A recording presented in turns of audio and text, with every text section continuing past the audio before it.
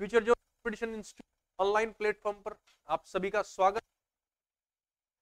जैसे सभी लोग जानते हैं कि हमारा फ्यूचर जोन कंपटीशन इंस्टीट्यूट लगातार आपको अलग अलग वेरियस कंपटीशन पेपर की एग्जाम्स की लगातार तैयारियां कराता है। इसके संदर्भ में हम भूगोल की जो डेस्क्रिप्टिव क्लासेस है, जो लगातार क्लासेस है, वो आपको पढ़ा रहे हैं। इसी संदर्भ में हम भारत और उसके पड़ोसी देश और उनके मध्य होने वाला विवाद से संबंधित हम आपको वीडियोस करा रहे थे, कुछ टॉपिक्स करा रहे थे। इसी संदर्भ में हम थोड़ा सा और आगे चलते हैं और इसको और पढ़ने की कोशिश करते हैं और जानने की कोशिश करते हैं। तो चलिए फिर आगे चल लेते हैं।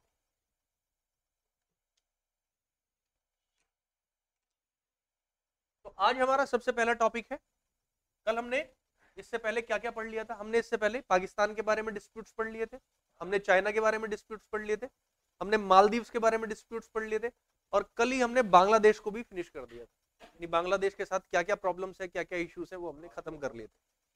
ठीक है जी। आज हम थोड़ा सा एक कदम आगे बढ़ते हैं। आज हमारा डिस्प्यूट्स हो जाएंगे श्रीलंका के साथ।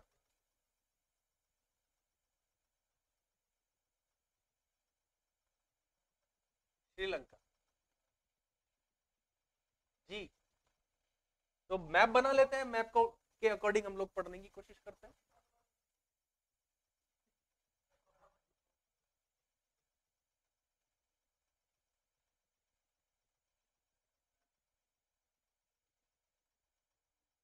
ये दक्षिण भारत,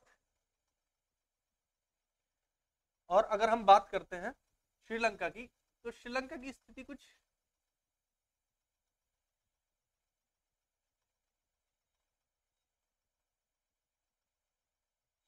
कुछ ऐसी है। ठीक है जी। तो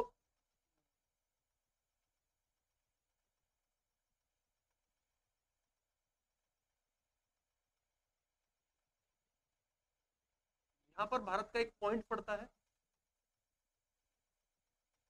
और भारत की जो श्रीलंका को जोड़ने वाले पॉइंट है उनके बारे में आज हम डिस्कशन करेंगे। पहले तो हम देख लेते हैं इसके नाम के बारे में। श्रीलंका को और किस नाम से जाना जाता है? श्रीलंका को और किस नाम से जाना जाता है? इसके एक तो इसको सिलोन के नाम से जाना जाता है,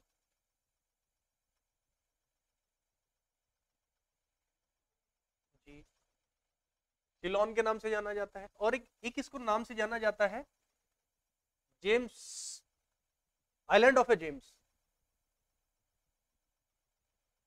आइलैंड ऑफ जेम्स, यानी रत्नों का द्वीप, इस नाम से भी इसको जाना जाता है। ठीक है जी। तो इसके दो नाम से, या इसको कोकोनट शेप, अगर हम देखा जाए इसको श्रीलंका की स्थिति कैसी है, तो ये कोकोनट शेप जैसी स्थिति आती है। अब हम बात करते हैं कहां पर स्थित है ये। बे ऑफ मन्नार में स्थित है। इसकी लोकेशन की अगर हम बात करते हैं, लोकेशन मतलब स्थिति की बात करते हैं,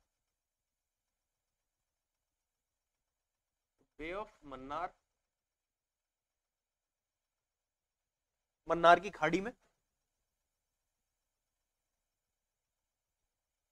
खाड़ी में कहां पर स्थित है? श्रीलंका स्थित है।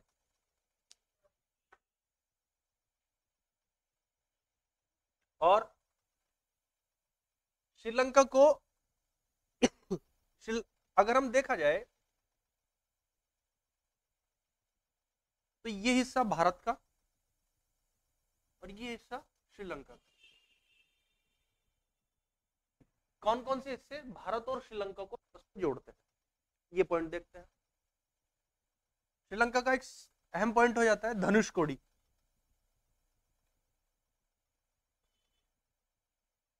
श्रीलंका का एक पॉइंट है जिसका नाम है धनुषकोडी। ये एग्जाम में पूछा गया सवाल है, और एक बड़े एग्जाम में, उत्तर प्रदेश का एक बड़ा एग्जाम था, तो उसमें पूछा गया कि धनुषकोडी भारत के किस प्रांत में जगह का नाम है। बड़ी फेमस जगह है, ये भारत का अंतिम छोर है।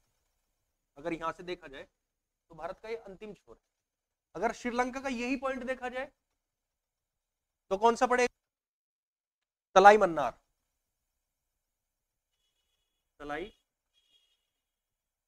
मन्नार।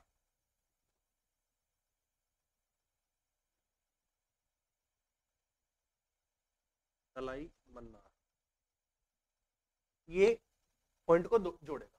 श्रीलंका का ये पॉइंट है और भारत का धनुषकोडी।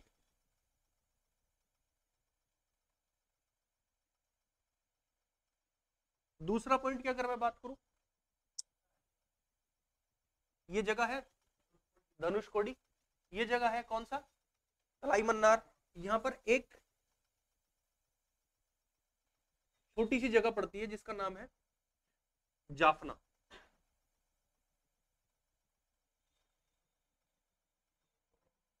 जाफना आइलैंड, जाफना प्रायद्वीप, कॉन्टिनेंट नहीं, नहीं नहीं, दर्रा नहीं है यहाँ, जाफना दर्रा नहीं।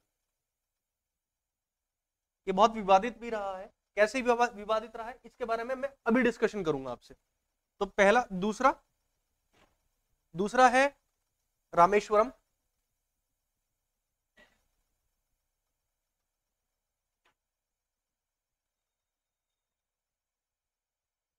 रामेश्वरम द्वीप बड़ा फेमस है, एपीजे अब्दुल कलाम यहीं से बिलोंग करते थे, ठीक है। और श्रीलंका का है पम्बन, पम्बन आइलैंड, ठीक है जी।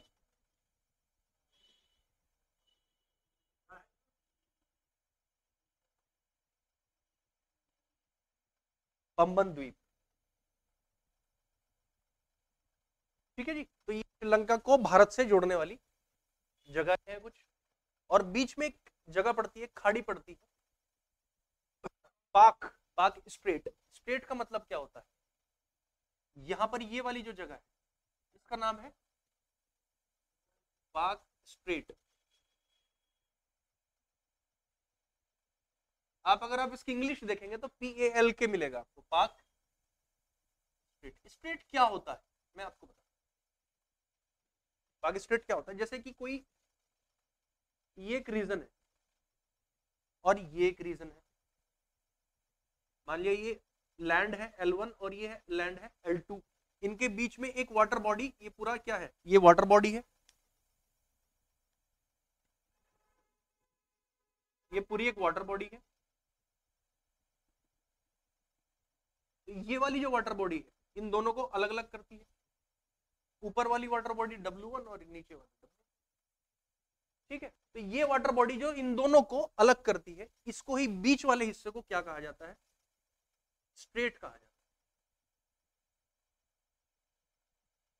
ठीक है, यानी जल संधि कहा जाता है। जब दो आइलैंड को एक दूसरे से अलग करती है पानी के द्वारा, तो उसको ही क्या कहते हैं, जल संधि, स्ट्रेट कहा जाता है। क्या भारत और श्रीलंका की स्थिति कुछ ऐसी ही है, जी बिल्कुल ऐसी ही है। तो ये वाली स्थिति जो है क्या कहलाती है, पाक स्ट्रेट कहलाती है, ठीक है। कई, हाँ ये एग्जैक्टली यहां पर है, ठीक है। तो ये सवाल कई बार एग्जाम में पूछा गया है, तो आप इस चीज का ध्यान रखें। अब यहां पर अगर मैं बात करता हूं, इस जगह पर पम्बन आइलैंड से लेकर रामेश्वरम तक के बीच में ही क्या पाया जाता है, राम सेतु पाया जाता है,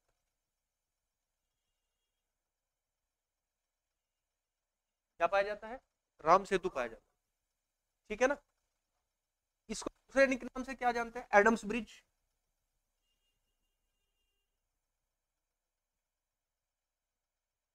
एडम्स ब्रिज, यानी एडम्स ब्रिज के नाम से इसको जाना जाता है। इसकी लंबाई कितनी है अगर ये पूछा जाए आपसे, तो लगभग ये 48 किलोमीटर के आसपास,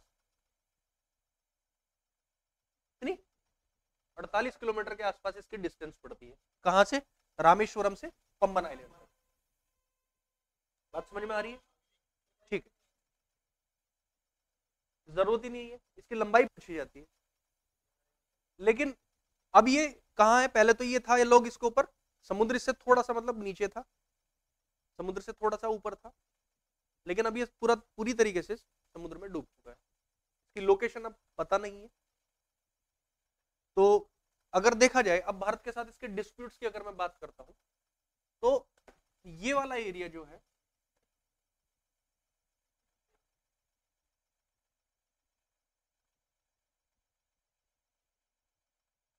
भारत का जो एरिया है, भारत का एरिया 200 नॉटिकल माइल्स है। कहां तक है? Nautical mile.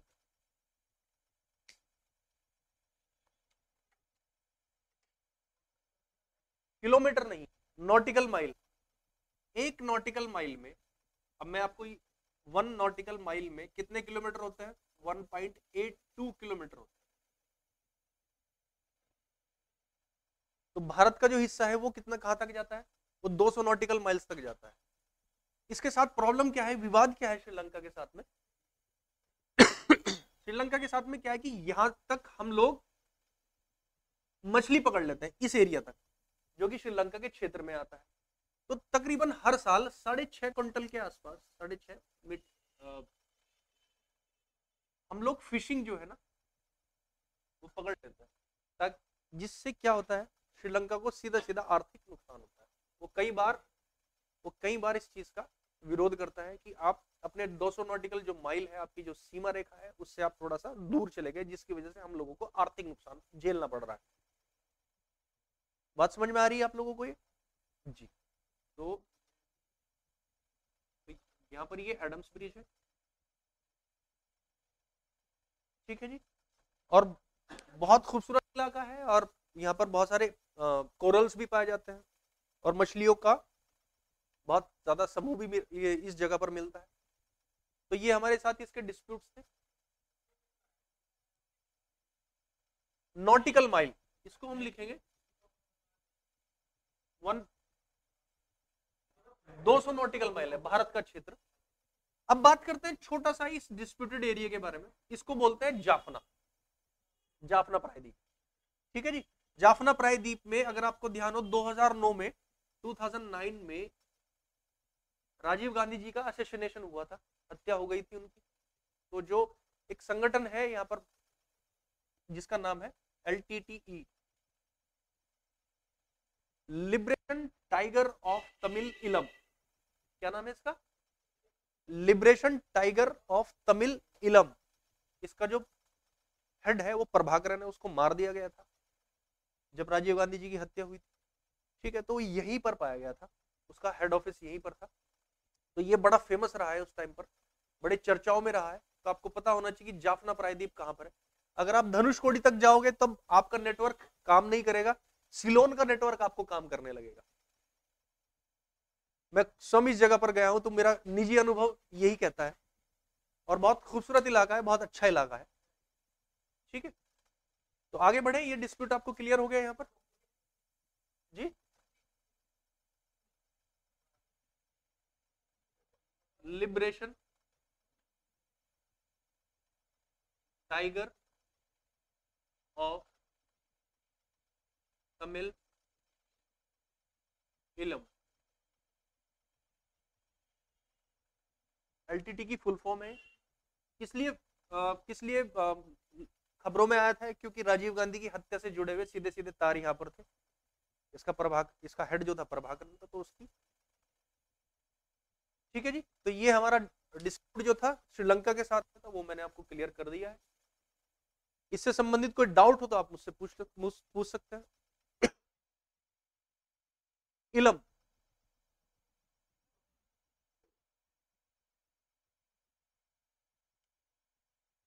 आगे बढ़े। अगला हम नोट कर लिया आप सभी लोगों ने? वेरी गुड, चलिए।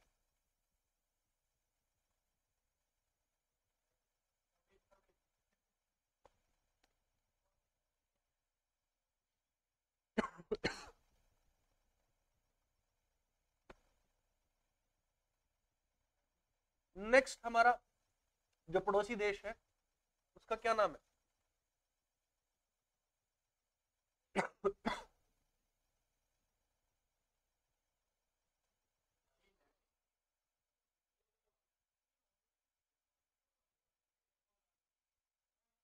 मालदीव्स। इसके बारे में हम लोग डिस्कशन करेंगे, मालदीव के बारे में।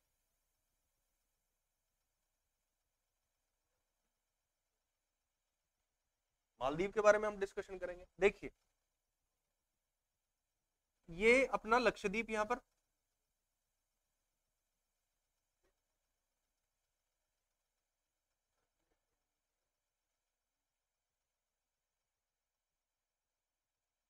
ये क्या है अपना लक्षद्वीप है। ये क्या है यहाँ पर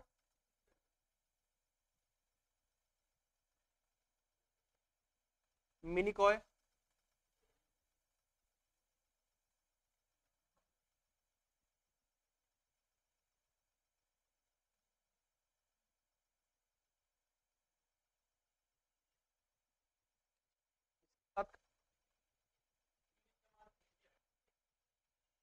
ये लक्षद्वीप है।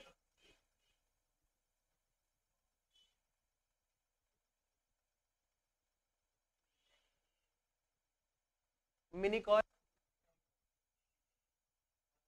और ये क्या है मालदीव।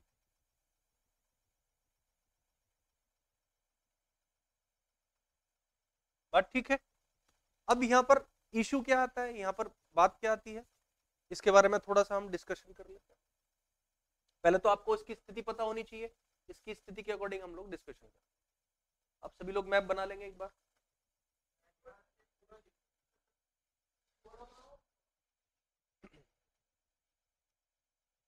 इसकी अगर मैं हम लोकेशन की बात करते हैं, लोकेशन कहां पर है इसकी, अरब सागर में है।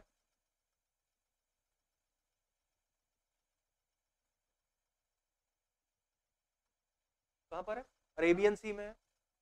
ठीक है, इसके बाद यहां पर अगर हम देखते हैं तो मालदीव्स किस चीज से मिलकर बना हुआ है, तो ये परवाल भित्तियों से मिलकर बना हुआ है। किससे मिलकर बना है, परवाल भित्ति से, यानी कोरल रीफ्स से मिलकर बना हुआ है। किन चीजों से मिलकर बना हुआ है, कोरल रीफ से मिलकर बना हुआ है। इसको थोड़ा सा रब करना पड़ेगा मेरे को।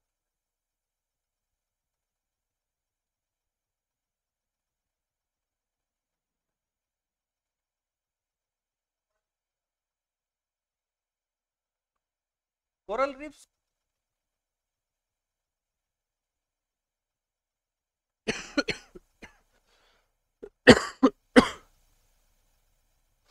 एक तरह के परवाल होते हैं, और इनके अंदर ये एक सहजीविता होती है। किसके साथ, एक एल्गी के साथ इनकी सहजीविता होती है। जैसे लाइकेन होते हैं ना, लाइकेन के साथ सहजीविता होती है, कवक और, है ना, तो ये एक सहजीविता होती है। किसके साथ में, एक एल्गी होती है जिसका नाम है जूजेंथोलाई। क्या नाम होती है, जूजेंथेलाई।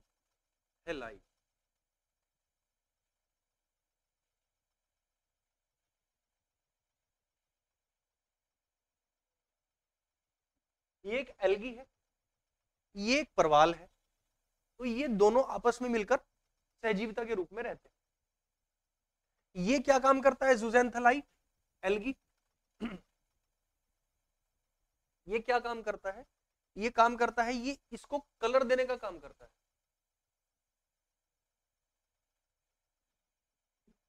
क्या देने का काम करता है, कलर। किसको, कोरल को। 60% ये इसको कलर देता है, और लगभग उतने ही परसेंट इसको खाना भी, फूड भी प्रोवाइड करता है। ठीक है, ये बहुत ठोस होता है परवाल, बहुत सॉलिड होता है, जिसकी वजह से बहुत कलरफुल एरिया हो जाता है। समुद्र में क्या हो जाता है, बहुत कलरफुल एरिया हो जाता है। ठीक है जी, जब ये कलरफुल एरिया हो जाएगा तो इसमें मछलियों की कई हजारों प्रकार की प्रजाति जो है, स्पीसीज जो है, वो इसमें आकर रहने लगेगी।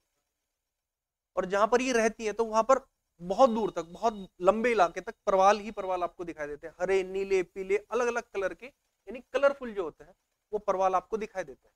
और जिससे पानी एकदम साफ दिखाई देता है। आपको नीचे मछलियां घूमती दिखाई दे रही है और ऊपर परवाल है। परवालों में ये अपना क्या शेल्टर बना लेती है, निवास स्थान बना लेती है। जहां पर ये निवास स्थान बनाती है वहां पर बहुत खूबसूरत एरिया बन जाता है। इससे क्या फायदा होता है, इससे टूरिज्म को बहुत ज्यादा बढ़ावा मिल जाता है। क्या होता है, टूरिज्म को बहुत ज्यादा बढ़ावा मिलता है। अब जिस इलाके में टूरिज्म होता है वहां पर तो इकोनॉमी बहुत ज्यादा अच्छी ग्रो कर जानी चाहिए। तो मालदीव की सबसे ज्यादा इकोनॉमी किस चीज पर टिकी हुई है, टूरिज्म पर टिकी। क्योंकि बहुत ज्यादा एरिया में क्या होता है, टूरिज्म होता है। किस वजह से? परवाल भित्ति के कारण, और एल्गी है ज़ूज़ेंथेलाई, जो कि आपस में किसके कारण रहते हैं, सहजीविता के कारण रहते हैं। बात ठीक है, समझ में आ रही है यहां पर? अब प्रॉब्लम क्या है यहां पर, जैसे जैसे ग्लोबल वार्मिंग होती है,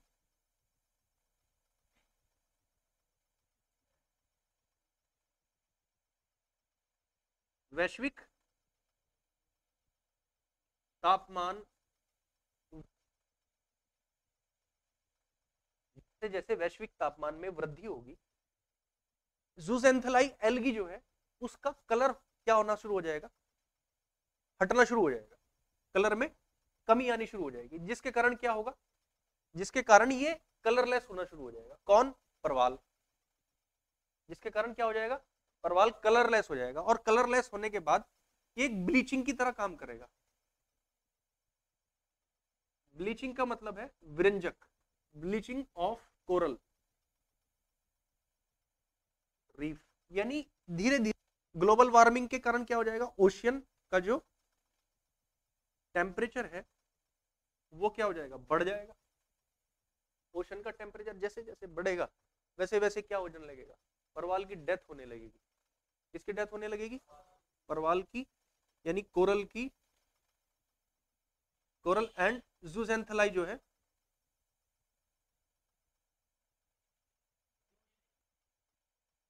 ज़ूज़ेंथेलाई की डेथ होने लगेगी। कोरल की, कोरल ब्लीचिंग के तौर पर आ जाता है।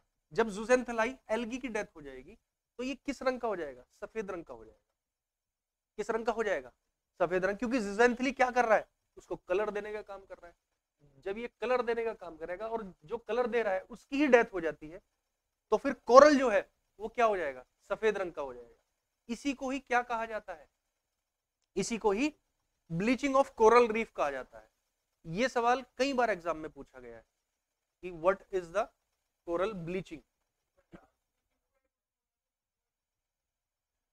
किसी भी चीज का विरंजक हो जाना, विरंजक मतलब धुल जाना। जब कोई चीज धुल जाती है, जब कोई चीज धुल जाती है,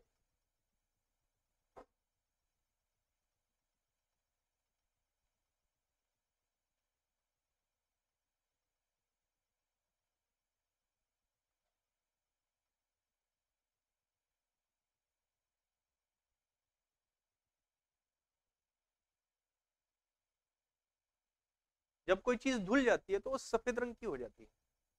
मानते हैं ना इस बात को आप?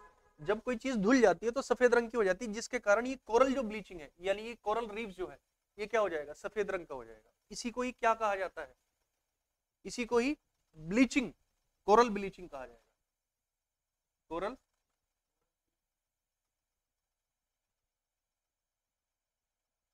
यानी परवाल का विरंजन हो जाना।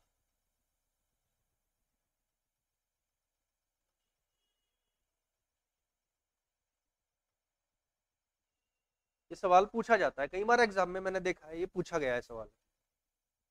अब जब परवाल ब्लीचिंग हो गया है, यानी कोरल सफेद रंग का हो गया है, तब यहाँ पर कलर भी खत्म हो जाना चाहिए। कलर खत्म हो जाएगा तो टूरिज्म करने कौन आएगा फिर, ठीक है ना? टूरिज्म करने बहुत कम लोग आते हैं, जिसकी वजह से इसका सीधा सीधा इफेक्ट किसके ऊपर पड़ रहा है, इकोनॉमी के ऊपर। बोलो बात समझ में आ गई क्या? ठीक है, मुझे लगता है यहाँ तक बात क्लियर हो जानी चाहिए। इसके अलावा ये तो था किसकी समस्या, मालदीव्स की।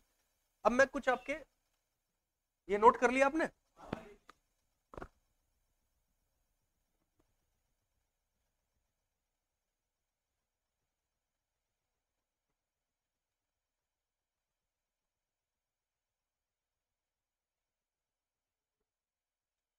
इधर तो था अपना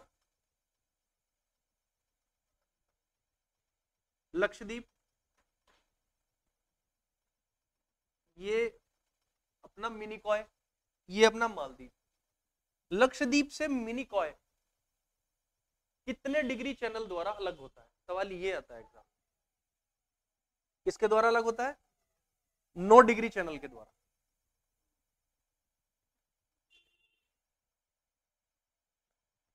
9 डिग्री चैनल के द्वारा ये मिनिकॉय है अपना,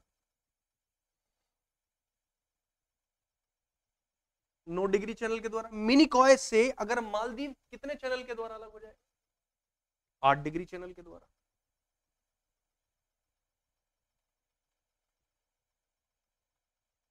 सवाल ये पूछा जाता है। बात समझ में आ रही है? तो लक्षद्वीप, ये अपना लक्षद्वीप है।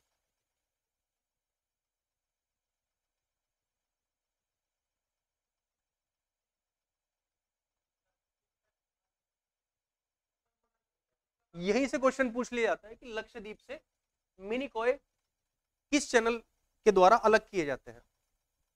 ठीक है, तो आपको पता होना चाहिए कि 9 डिग्री चैनल द्वारा अलग होते हैं। और मिनिकॉय से मालदीव्स कितने चैनल द्वारा अलग होते हैं? 8 डिग्री चैनल द्वारा अलग। अब ये 9 डिग्री चैनल, बताओ 9 डिग्री चैनल, 8 डिग्री चैनल या 60 डिग्री चैनल, ये है क्या? किन चीजों को डिनोट करते हैं?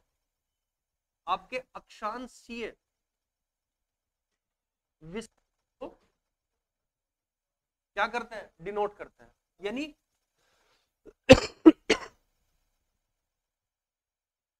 लैटिट्यूडनल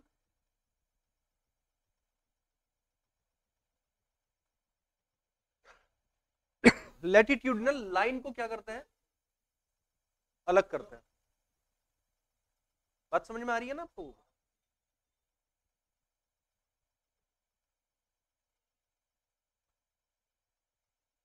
ठीक है, तो ये हमारे जो पड़ोसी और उनके से होने वाले डिस्प्यूट्स थे वो मैंने क्लियर कर दिए। यहाँ पर मालदीव हमारा आखिरी देश था, इसके बारे में मैंने आपको बता दिया है। तो अगर हम पहले, अगर हम अपने सिलेबस के बारे में बात करते हैं, तो हमारा सिलेबस जो था, पहले भारत और उसकी बाउंड्री से लगे हुए देश, तो हमने 3 चीजों के बारे में पढ़ा था। क्या क्या था? हमारी पहले बाउंड्री था, फिर दूसरा हमारे क्या था? डिस्प्यूट्स था, यानी विवाद जो थे। पहले हमने देशों के बारे में जिक्र किया था, फिर उनकी सीमा रेखाओं के बारे में जिक्र किया था, फिर हमने विवाद के बारे में जिक्र किया था। तो ये पहला हमारा टॉपिक जो था वो फिनिश हो चुका है।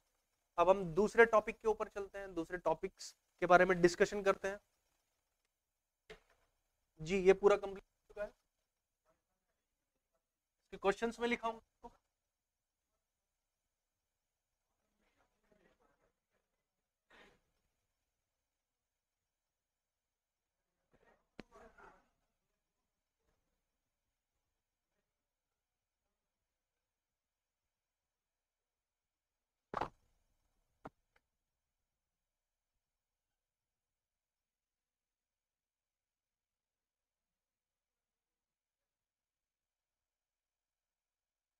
दूसरा टॉपिक है हमारा फिजियोग्राफिक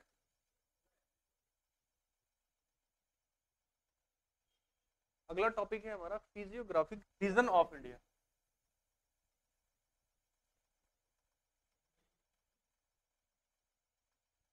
यानी भारत के भौगोलिक क्षेत्र, भारत के भौगोलिक क्षेत्र, इसके बारे में डिस्कशन है। जी,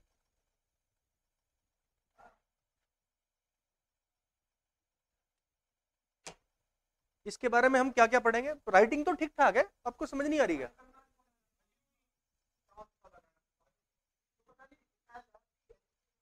कौन सा?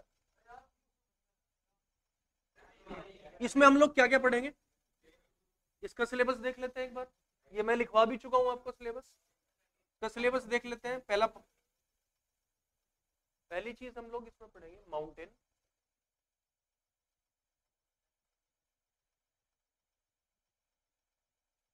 दूसरा प्लेट्यू, पठार, जी इसके अंदर ही पढ़ेंगे हम लोग। और तीसरा आइलैंड्स,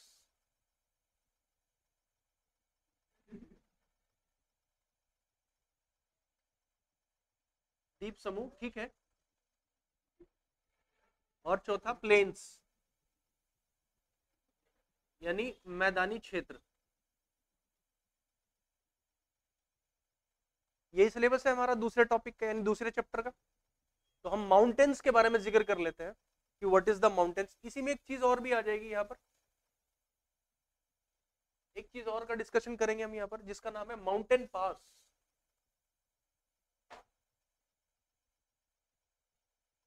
यानी पर्वतीय दर्रे।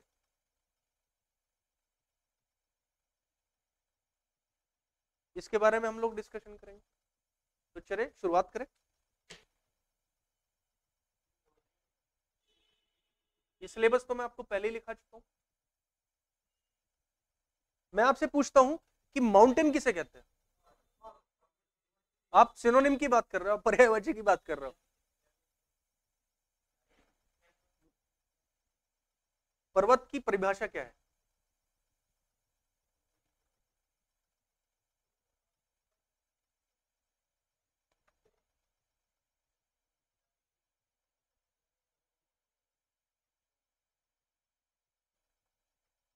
तो बात हो रही थी यहां पर माउंटेन्स। माउंटेन्स होते क्या है basically?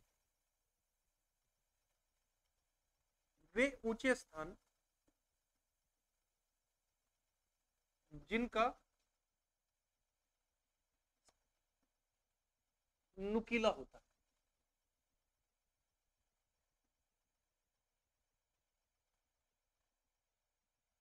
Those high elevations as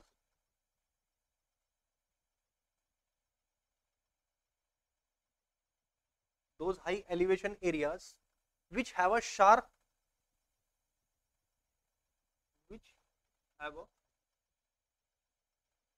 point। बात क्लियर? ऐसी जगहों को जिनके स्थान, जिनकी सिरा जो होता है नुकीला होता है, उनको पर्वत कहा जाता है। अब बात करते हैं कि पठार किसको कहते हैं। मान लिया ये तो हो गई आपकी माउंटेन,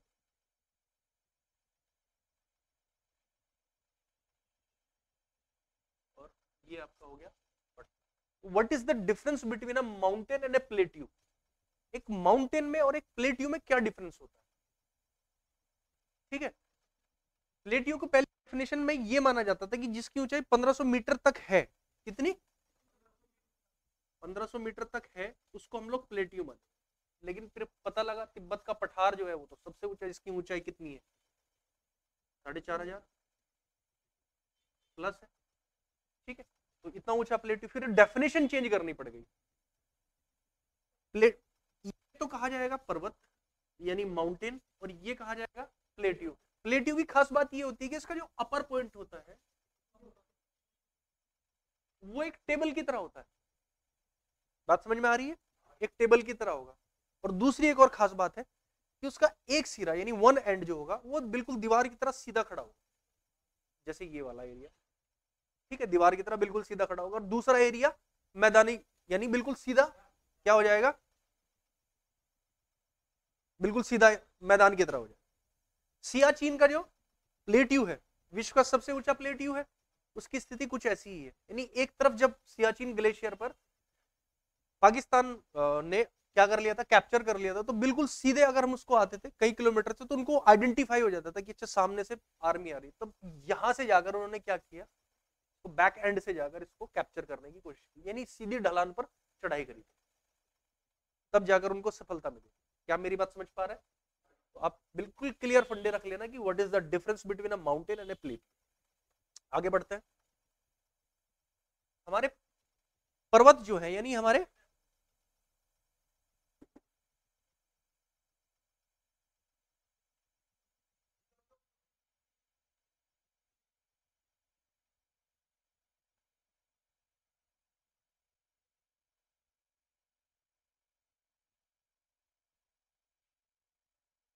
टाइप के बारे में बात कर लेते हैं, यानी प्रकार के बारे में बात कर लेते हैं।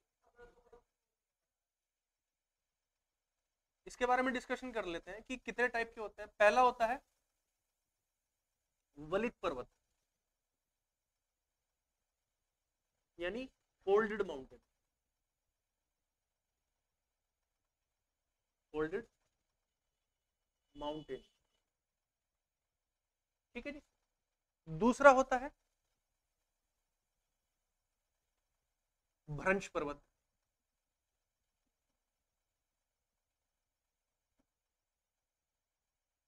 दूसरा होता है पर्वत यानी ब्लॉक माउंटेन।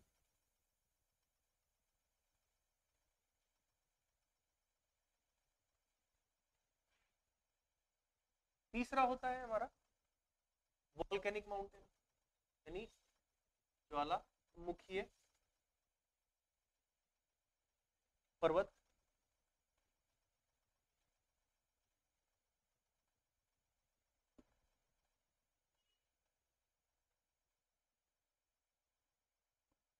और चौथा होता है हमारा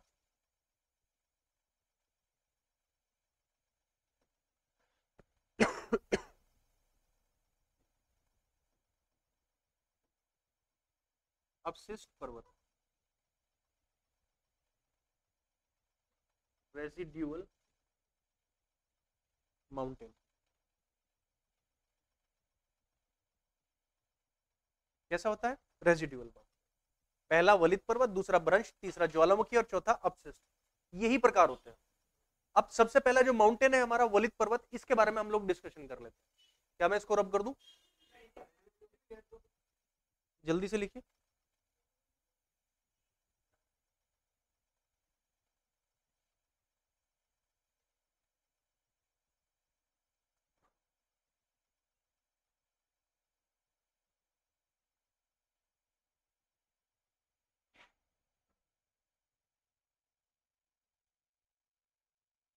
हेडिंग डाल लेते हैं। सबसे पहली कौन सा माउंटेन है?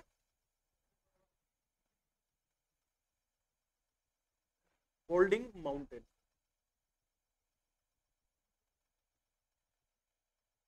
या फिर वलित पर्वत।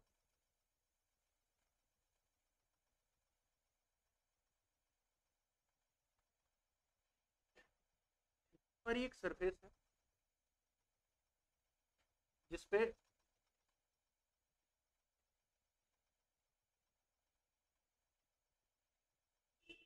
हम लोग खड़े हैं। ठीक, ये हमारी अर्थ की सबसे ऊपर वाली सरफेस, अर्थ सरफेस। इसके ठीक 100 किलोमीटर नीचे, ठीक 100 किलोमीटर नीचे कौन सी परत है हमारी? लिथोस्फीयर।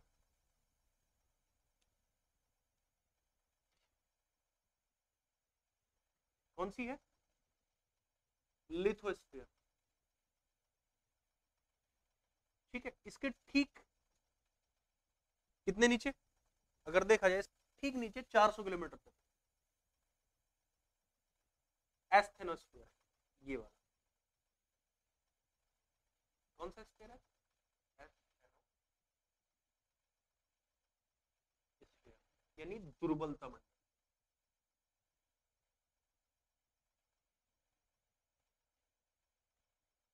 ठीक है जी, ये हमारा कौन सा हो जाएगा? स्थल मंडल। लिथोस्फीयर,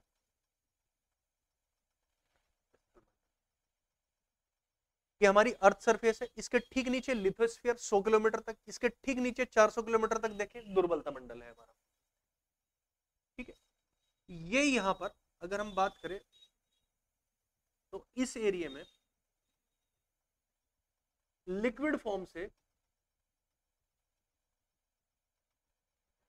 मैग्मा है। लिक्विड फॉर्म में क्या है? मैग्मा।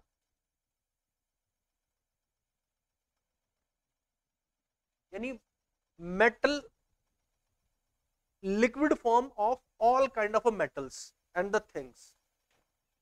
अगर हम देखें तो ये हो जाएगा हमारा लिक्विड फॉर्म ऑफ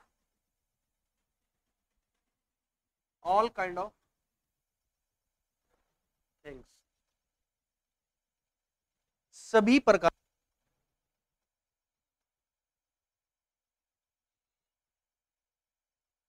सभी प्रकार की गलित अवस्थाएं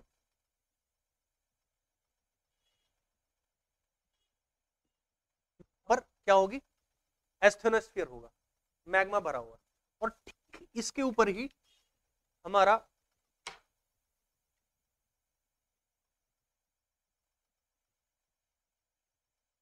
ये वाला जो हिस्सा है ये प्लेट्स कहलाता है। क्या कहलाता है?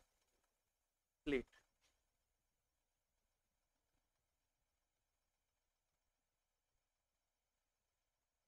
प्लेट वर्ड नाम किसने दिया था? प्लेट वर्ड नाम दिया था जे विल्सन ने। बात ठीक है। तो ये जो प्लेट वर्ड है ये ठीक ऊपर है। अब दुर्बलता मंडल के ऊपर है तो यहां पर मैग्मा क्या कर रहा है? मूव कर रहा है। एक कन्वेक्शन करंट के कारण, यहां पर कैसा करंट है? कन्वेक्शन करंट की तरह ये मूव कर रहा है। अब कन्वेक्शन करंट क्या होता है मैं आपको एक बार डिस्कशन कर लेता हूं, बता देता हूं। माना ये कोई पानी भरा हुआ है किसी पात्र में, बर्तन में, और हमने इसके नीचे क्या जला हुआ है? बर्नर जला दिया है, और ये गैस से कनेक्ट कर दिया है।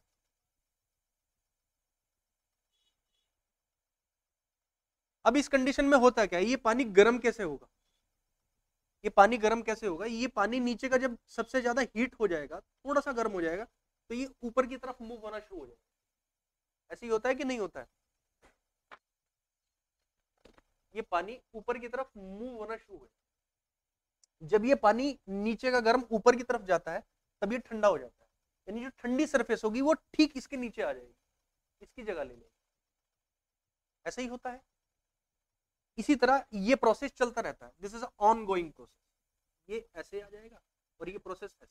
इसलिए पानी क्या होता है? गर्म हो जाता है। आपने पानी को उबलते हुए गर्म होते हुए देखा होगा। ठीक इसी प्रोसेस के द्वारा पानी गर्म या ठंडा होता है। ठीक है, ये होता है कन्वेक्शन करंट। ठीक इसी प्रोसेस में हमारा एस्थेनोस्फीयर में हमारा मैग्मा भी क्या कर रहा है? मूव कर रहा है। अब ये मूव क्यों करेगा? ये गर्म क्यों है? क्योंकि यहां पर क्या है? इस मैग्मा में रेडियो एक्टिव एलिमेंट। जैसे रेडियो एक्टिव एलिमेंट क्या क्या है सर? उभयधर्मी तत्व। क्या बोलते हैं उसको? उभयधर्मी तत्व। जैसे कि थोरियम, यूरेनियम।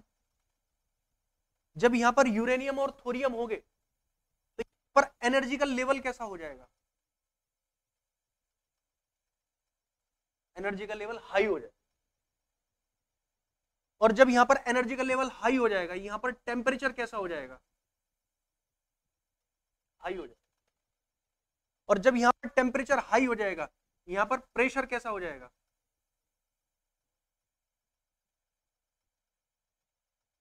प्रेशर भी हाई। इसको ठीक उल्टा समझने की कोशिश करते हैं कि प्रेशर हाई क्यों है यहां पर? क्योंकि टेम्परेचर हाई है। टेम्परेचर हाई क्यों है? क्योंकि एनर्जी जबरदस्त है, यहां पर बहुत ज्यादा एनर्जी। एनर्जी ज्यादा क्यों है? क्योंकि यहां पर रेडियो एक्टिव एलिमेंट, और वो भी किस तरह की स्टेज में है? मोल्टन स्टेज में। तो इसलिए यहां पर ये पूरा जो स्टेट है ये पूरा लिक्विड स्टेट में है। ठीक, जब आपस में मूव करेगा तब ये प्लेट्स आपस में मूव करने लगेंगे। ठीक है, ये प्लेट्स जो है ये अंदर की तरफ मूव करने लगेंगे और ये प्लेट्स भी एक दूसरे की जगह लेने की कोशिश करेंगी ऐसे ही। तो ये प्लेट्स ऐसे मूव करेंगे तब हमारे अर्थ पर क्या होगा? भूकंप आ जाए। और हमारी अर्थ पर देखा जाए तो तकरीबन हर घंटे कहीं ना कहीं भूकंप आता रहता है। हर मिनट कहीं ना कहीं भूकंप का हम लोग वेव देख लेते हैं। रिएक्टर स्केल पर अगर हम देखें तो हर घंटे कहीं ना कहीं क्या आता है? भूकंप आता रहता है। तो ये कारण है, ये प्लेट्स मूव करते रहते हैं। अब ये प्लेट कितनी बड़ी होती है? ये प्लेट वास्तव में बहुत बड़ी होती है। जैसे यूपी की एक पूरी प्लेट हो गई। ऐसा नहीं कि पूरा उत्तर प्रदेश के नक्शे के अनुसार एक प्लेट है, नहीं, ऐसा नहीं है। ठीक है, प्लेट्स वास्तव में बहुत बड़ी बड़ी होती है। से जैसे अगर मैं बात करता हूं पूरे अफ्रीका और इंडिया जिस प्लेट्स पर मिलकर बने हुए थे उनका विखंडन होना शुरू हुआ। तो यूरेशियन प्लेट और इंडो ऑस्ट्रेलियन प्लेट अलग अलग हो गई। तो ऑस्ट्रेलिया और इंडा यानी इंडस जो भारत जो है वो कितनी बड़ी प्लेट पर होगा? ये एक समझने वाली बात है। और पूरा अफ्रीका एक प्लेट पर है, वो कितनी बड़ी प्लेट होगी वो आपको समझने की जरूरत है। क्या मेरी बात समझ पा रहे हैं? ठीक है, आगे बढ़े, आगे चलते हैं, चलो।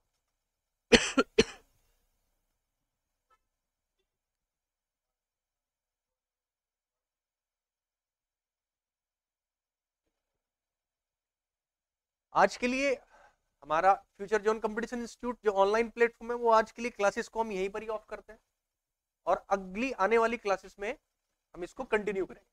आप सभी का धन्यवाद और कमेंट कर हमें सुझाव देने की कोशिश करें। आप सभी का धन्यवाद।